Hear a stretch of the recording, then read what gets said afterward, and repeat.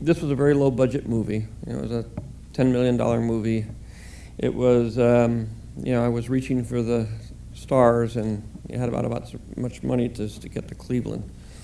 And so there was a lot of challenges involved. Obviously we had no idea it was going to be successful. Everything I did in terms of trying to get the other three done and making the deal and all that kind of stuff, everybody thinks I'm real smart, and I really wasn't. I was just simply trying to make sure that I was able to make all three films, and that I wasn't, you know, going to have somebody controlling what happened here. But to me, this started out as a kind of experiment. I wanted to do something in the Saturday matinee serial genre. And that was one of my inspirations. I wanted to have the kind of experience that I had when I was a kid, when I was like, you know, 12 years old, and I watched Flash Gordon and Don Winslow of the Navy. And so I came up with this idea. I actually came up with two of them. One was Indiana Jones, one was this.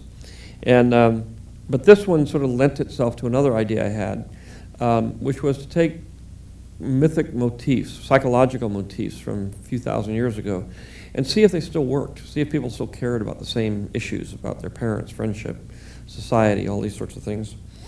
And when the movie came out, you know, everybody said, oh, it's fantastic, you know, it's all about special effects, that's why everybody wants to see it. I said, that has nothing to do with it. It really does have to do with the story, the psychological underpinnings, and the fun characters. They said, oh no, the characters are terrible, the dialogue's lousy, you know, the plot is simplistic. It can't be that. It's got to be just the special effects. I said, okay, go ahead. And obviously after that, they made about 500 bad special effects movies that were boring as hell. And nobody seemed to have still, even today, they don't seem to get it.